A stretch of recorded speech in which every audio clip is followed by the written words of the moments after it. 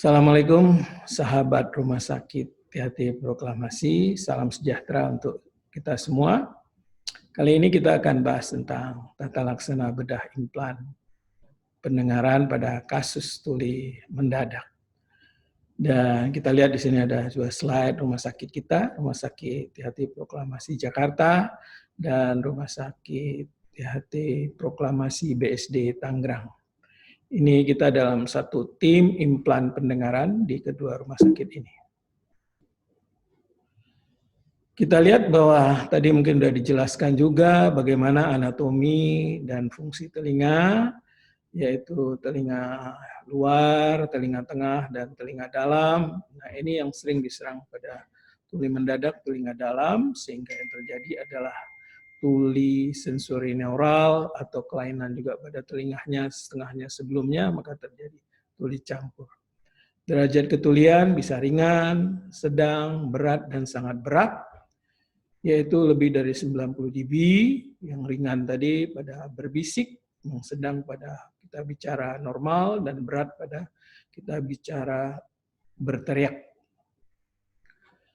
Tuli mendadak boleh dikatakan suatu tuli sensori neural yang secara mendadak penyebabnya secara pasti belum diketahui, tapi terjadi dalam waktu kurang dari 3 hari atau 72 jam. Kejadiannya atau prevalensinya di dunia itu sekitar 5-30 dari 100.000 penduduk. Umumnya terjadi satu sisi telinga, tapi 1-3% dapat terjadi kedua telinga. Usia terbanyak pada usia 50-60 tahun.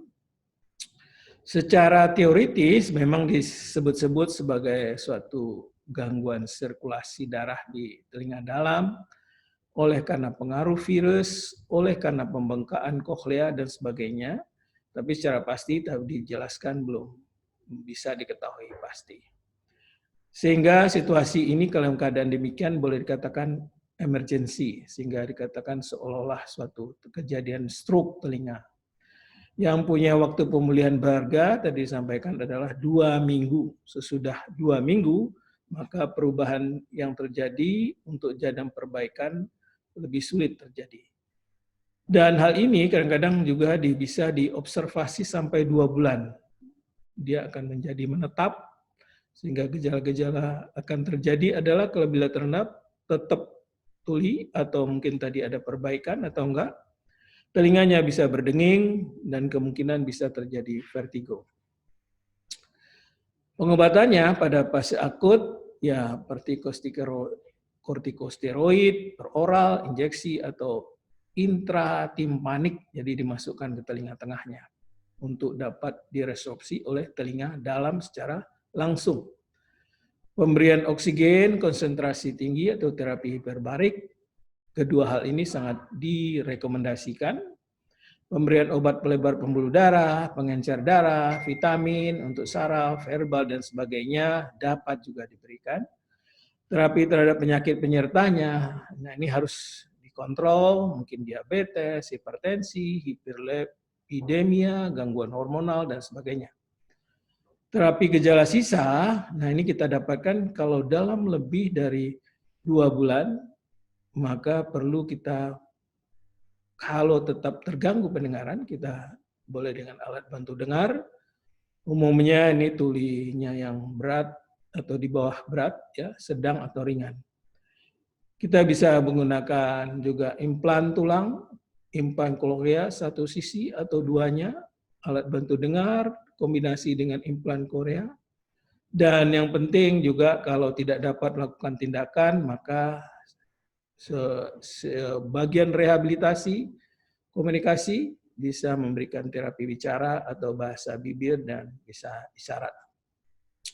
Apa yang dirasakan oleh para penderita tuli mendadak dengan gejala sisa yang dapat mengganggu kualitas hidupnya, yaitu gangguan pendengaran berbagai derajat ketulian, ringan sampai sangat berat. Tidak puas dengan alat bantu dengar konvensional, masih sangat mengganggu. Gangguan proses kejelasan kata-kata, gangguan menentukan lokasi suara kalau satu sisi telinga yang tidak mendengar. Gangguan mendengar dalam keadaan ramai atau gaduh atau situasi banyak suara yang didengar akan sulit menerima persepsi suara seperti di pesta, tempat-tempat ramai lainnya, stasiun dan sebagainya. Telinga berdenging yang mengganggu kehidupan terutama dalam keadaan sunyi. Bila terjadi bilateral maka terjadi gangguan kombinasi verbal ringan sampai berat. Dan yang paling tidak nyaman untuk pasien adalah adanya serangan vertigo atau pusing tujuh keliling yang kadang-kadang tidak menentu. Implan pendengaran, seperti ketahui bisa kita menggunakan implan tulang, ya kalau terjadi satu sisi, atau juga bisa menggunakan implan koklea, yaitu kita masukkan ke telinga dalam, bahkan yang sangat berat, tapi ini sangat jarang ya, perlukan yaitu implan batang otak. Semua proses ini tentu dilakukan dengan bedah mikroskopik, ya, dengan pemeriksaan dan bedah dengan operasi bedah mikroskopik. Kita tahu yaitu yang paling direkomendasikan yaitu implan tulang adalah dengan bone bridge implant, yaitu suatu implan di mana dipasang di dalam tulang mastoid, tulang telinga, belakang telinga, dan kemudian ada receiver luarnya.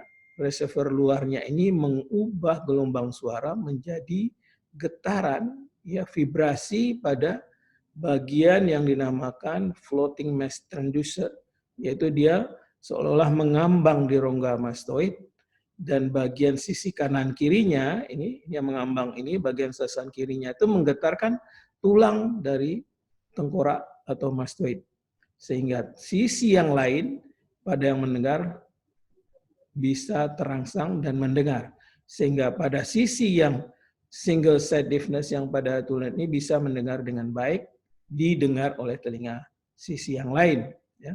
Repot ya. Dan ini bisa dipasang di daerah bagian belakang kepala lebih atas, atau bisa dipasang juga lebih bawah, yaitu jauh kalau umpamanya pasiennya sudah mengalami bekas operasi telinga sehingga tulangnya hilang. Indikasinya tentu tadi dikatakan pada satu sisi di mana sensorineural berat atau sangat berat sehingga alat bantu dengar tidak bisa dipasang atau tidak nyaman bagi pasien. Tuli konduksi 50-60 dB, kalau ini bukan sudden deafness tentunya, yang tidak efektif juga. Tuli campur, ini sudden deafness, tidak lebih dari 40 dB dari telinga yang kontralateralnya. Dapat digunakan pada anak usia 5-18 tahun. Ada satu lagi alternatif yaitu dengan implan koklea, suatu proses dengan melibatkan, nah ini lebih complicated ya, menggunakan alat bantu dengar dengan elektronik yang ditanamkan ke dalam koklea yang terhubung dengan reseptor ada di bawah kulit dan periosteum tulang temporal. Reseptor luar ini menempel di kulit kepala, bertepatan dengan reseptor dalam, melakukan proses perubahan. Jadi yang penting ini gelombang bunyi diubah menjadi gelombang listrik, selanjutnya menstimulasi sel-sel ganglion rumah siput dan saraf koklearis yang berjalan, dan selanjutnya berjalan memberikan informasi ke otak sehingga kita bisa mendengar. Jadi ini proses perubahan gelombang bunyi menjadi gelombang listrik, kemudian merangsang rumah siput.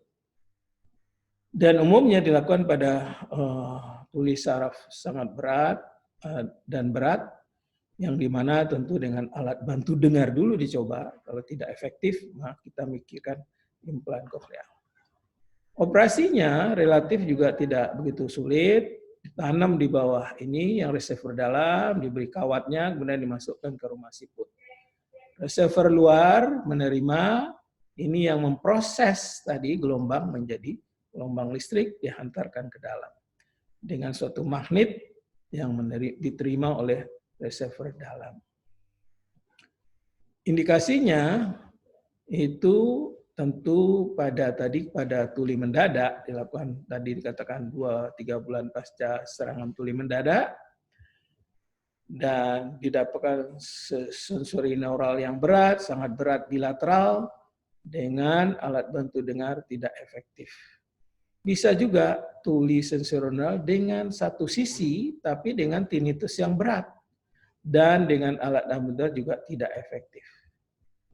Tuli sensorineural atau campur dengan gejala tinnitus yang mengganggu dengan ABD tidak efektif juga bisa kita lakukan. Dapat pada anak ataupun pada dewasa. Apa langkah-langkah untuk kita lakukan implan pendengaran ini? Tentu barang tentu pemeriksaan THT yang lengkap, ya, pemeriksaan tes audiometri lengkap, audiologis, pemeriksaan radiologi, bagaimana menilai tulangnya, rongga mastoidnya, pemeriksaan keadaan umum oleh internis dan atau kalau anak spesialis anak. Kemudian ada tim teknisi alat implannya sendiri yang memberikan informasi tentang alatnya tersebut. Dan yang penting kita melakukan pertemuan akhir karena kita harus menjelaskan antara harapan dan kenyataan yang diterima oleh pasien belakangannya karena ini dipasang seumur hidup dan dibuat satu informed consent, apa penyulitnya, apa komplikasinya, dan sebagainya. Kemudian tentu diperlukan persiapan rutin untuk melakukan tindakan operasi. Ini final meeting tadi yang dihadiri oleh semua tim atau pasien atau orang tua atau keluarga atau tim perawat juga dilibatkan. Anggota tim tidak hadir dapat memberikan data-data tertulis banyak seperti radiologi dan sebagainya, psikolog diuraikan dengan pasien, kondisi yang dialami nantinya, tindakan, risiko, dan hasil yang akan diperoleh. Dijelaskan juga harapan tadi yang sudah saya sampaikan, harapan dan kenyataan. Kewajiban harus dijalankan masih pihak, terutama pada fase habilitasi. Dan ini semua info consent secara tertulis. Apa penyulitnya? Kemungkinan terjadi pada keadaan ini sudah barang tentu infeksi. Tapi penggunaan antibiotik yang cukup luas sekarang ini jarang terjadi. Vertigo, tadi yang katakan kalau iritasi, terutama kalau implan koklea, karena kita memanipulasi telinga dalam. Tapi biasanya dengan obat bersifat sementara. Perdarahan di bawah pore osteum karena sayatan. Nah, ini harus hati-hati pada orang dewasa yang menggunakan obat-obat anti pembekuan darah, ya. Nah, ini juga pengencer, ya, pengencer darah. Alat penerima luar dapat berpindah atau bergeser, ya, kalau fiksasinya kurang kuat. Alat ditolak oleh tubuh sehingga bisa keluar dari tubuh nongol gitu, karena ini dianggap kan merupakan benda asing. Begitu besar reject tubuh bisa terjadi. Tapi biasanya alatnya sudah diteliti bagaimana daya tolak tubuh sangat jarang. Kelumpuhan saraf muka, terutama pada cochlear implant juga. Ya. Hasil yang dicapai pada bone bridge biasanya ini pada sisi yang ini cukup bagus selama telinga yang normal. Itu sama ambang dengarnya perbedaan 10-20 dB dengan telinga yang dipasang implan yang normal. Tuli campur juga demikian, ya bisa asal selama kondisi sensorineural masih tersisa 40 dB. Implan koklea pada kedua telinga hasilnya cukup memuaskan, kemungkinan ambang bisa mencapai 10-40 dB, ya ambang normal sampai gangguan ketulian ringan.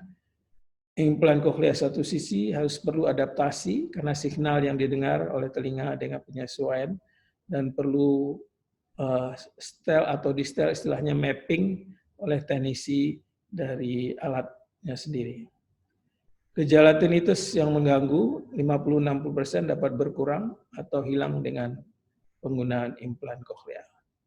Kesimpulannya, tuli mendadak merupakan keadaan darurat yang perlu pengobatan segera, yaitu maksimal 2 bulan. Gejala sisa akan mengganggu kualitas hidup penderita yang akan menetap. Penanganan gejala sisa dapat digunakan alat bantu dengar atau implan pendengaran. Implan pendengaran dapat berupa implan tulang, implan koklea, sesuai dengan kerusakan yang didapat. Jadi perbedaan ya antara ini dengan contoh sebelum implan dengan setelah pasien implan. yang menerima Itu implan. terdapat suara-suara baru yang sebelumnya Dan saya tidak kebetulan dapat ini mendengar, bukan tapi sekarang tulang dapat dada, mendengar. Antara lain dengan tapi suara ini AC, adalah kedua terus saya telinganya dapat berkomunikasi dengan lancar gangguan di total. tengah keramaian, dengan anak, dengan istri. Setelah itu saya juga dapat berkomunikasi dengan tukang ojek. Sebelum implan itu saya tidak dapat mendengar. Dibandingkan dengan Ini dulu kita menggunakan pasang alat kanan bantu dan dengar. kiri. Komunikasi di keluarga menjadi lebih lancar. Suami saya dapat mendengar dengan jelas dan baik apa yang anak-anak saya katakan, apa yang saya katakan. Tidak ada lagi miskomunikasi dalam keluarga. Demikianlah, mudah-mudahan